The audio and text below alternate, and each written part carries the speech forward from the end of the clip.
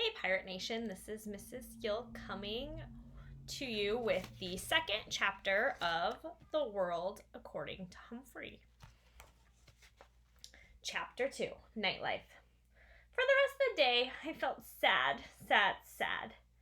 You look sad, Humphrey, Golden Miranda said when she was cleaning my cage right before lunch. According to the chart Mrs. Mack had left, it was her turn to take care of me. Thank goodness, Miranda was the best cage cleaner and never said yuck. She put on throwaway gloves, then cleaned my potty corner, changed my bedding, gave me some fresh water, and finally, oh joy, gave me fresh grain, some lettuce, and mealworms. This will make you happy, she said as she slipped me the special treat she'd brought from home, cauliflower. Naturally, Miranda had good taste. I promptly saved it in my cheek pouch until I could store it in my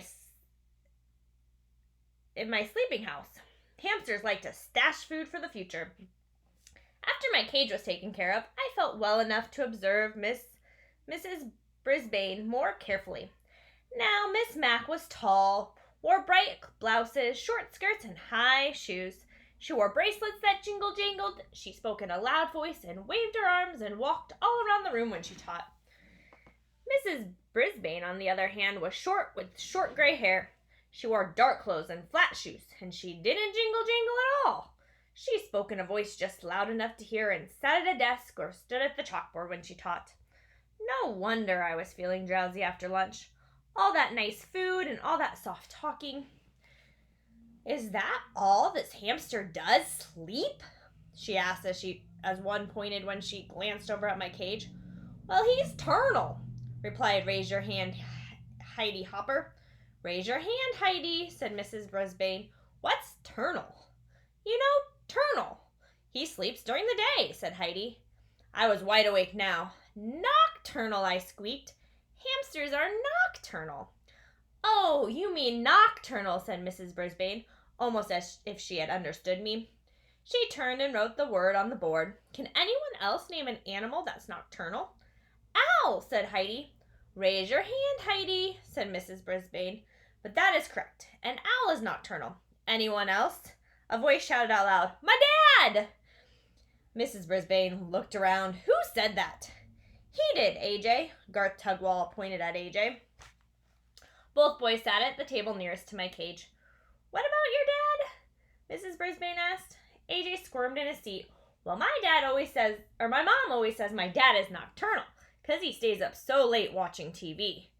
Stop giggling, Gail, and a few other students snickered. Mrs. Brisbane didn't crack a smile. Her use of the word is correct, she said, though technically humans are not nocturnal. Any others? Eventually the class came up with more names of nocturnal animals, like bats and coyotes and possums, and Mrs. Brisbane said that the class would be learning more about animal habitats later in the year. If she'd just look at me, she could learn a lot. But I noticed for the rest of the day that Mrs. Brisbane stayed far away from my cage, as if I had a disease or something. She read a mighty fine story to us in the afternoon, though. In fact, I couldn't get back to my nap afterward. It was about a scary house and these scratchy noises and a ghost. Thump, thump, thump.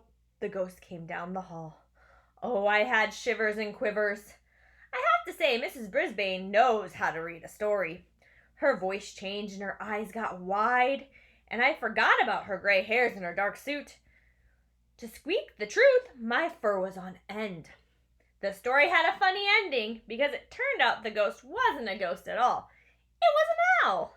At the end of the story, everyone laughed, even Mrs. Brisbane. I was beginning to think that my life with this new teacher wouldn't be so bad. But I changed my mind when the bell rang at the end of the day, and my classmates raced out of the room, leaving me alone with her. She erased the chalkboard and gathered up her papers. I could tell that we'd be going home soon. Suddenly I began to worry. What if Mrs. Brisbane lived in a scary house with spooky noises and a thumping ghost? Or even worse, what if Mrs. Brisbane had a scary pet, like a dog? My mind was racing as fast as I was spinning my wheel when she finally approached and looked down at me, frowning. Well, you're on your own now, she said. With that, she closed the blinds and walked away, but I heard the mutter of rodent under her breath. She left the classroom and closed the door. She left me alone, all alone, in room 26. I'd never ever been alone before. As the room slowly grew darker and quieter, I thought back to happy times at Miss Mack's apartment.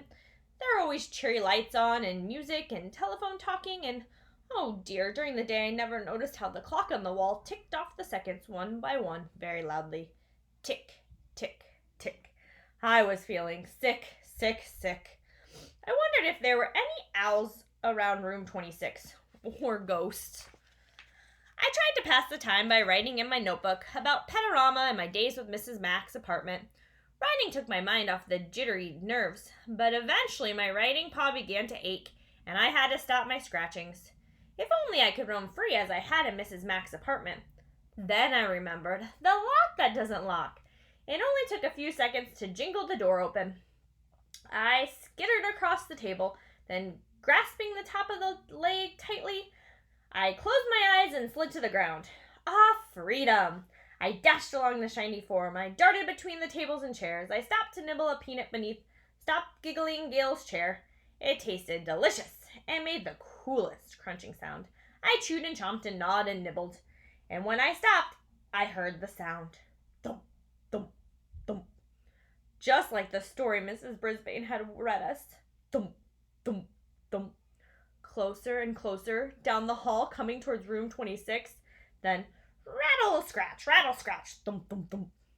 Suddenly I longed for the protective comfort of my cage. I dropped what was left of the peanut and scampered back. But when I got to the table, I thought of a terrible thought. I had slid down the smooth, shiny leg straight down. But how was I going to climb up again?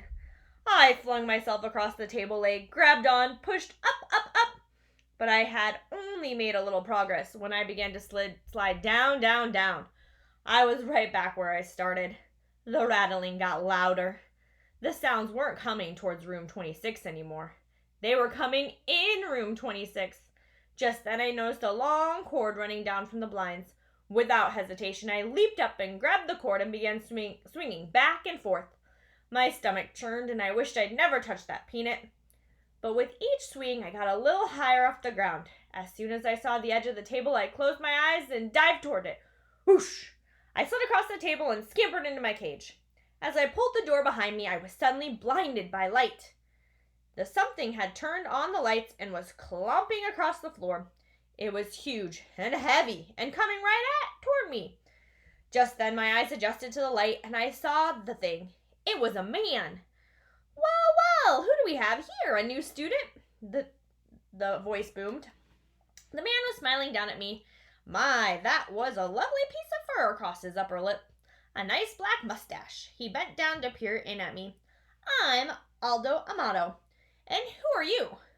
I'm Humphrey, and you scared me half to death, I told him. But as always, all that came out was squeak, squeak, squeak. Aldo squinted at the sign on my cage. Oh, you're Humphrey. Hope I didn't scare you half to death, he said with a laugh.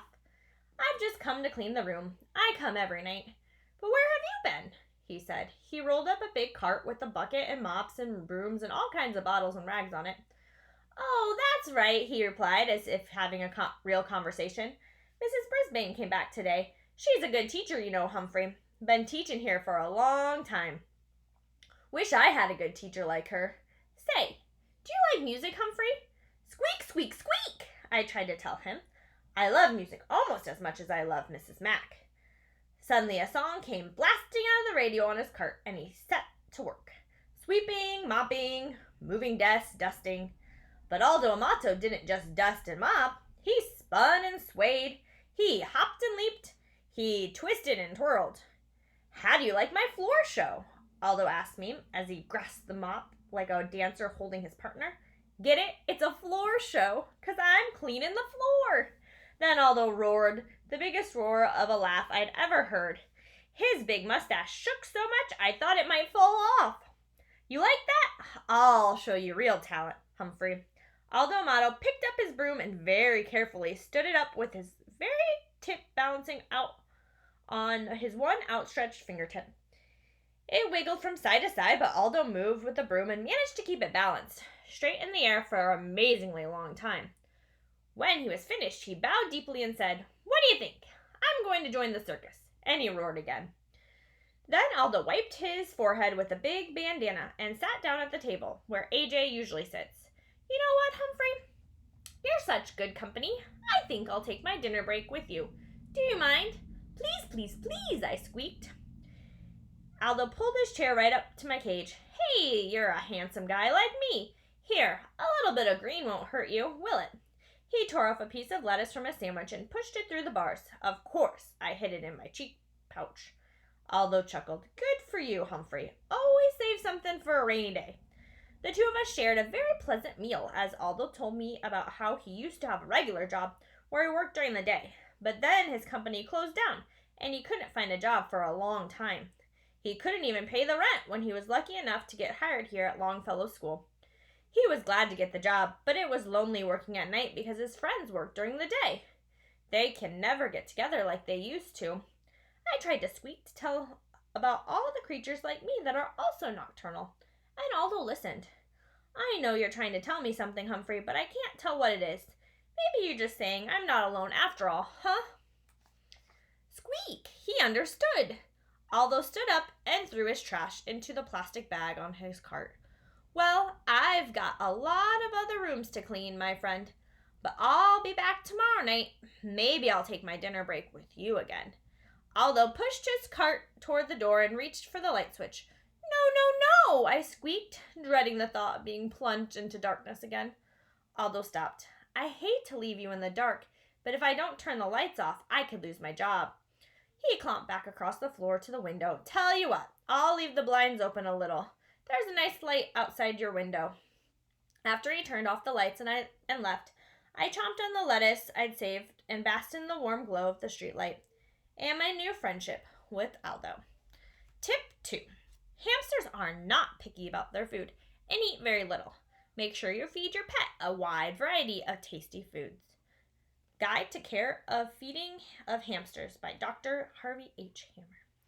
So, friends, that is chapter 2. Thank you for joining me tonight, and stay tuned for chapter 3 tomorrow night.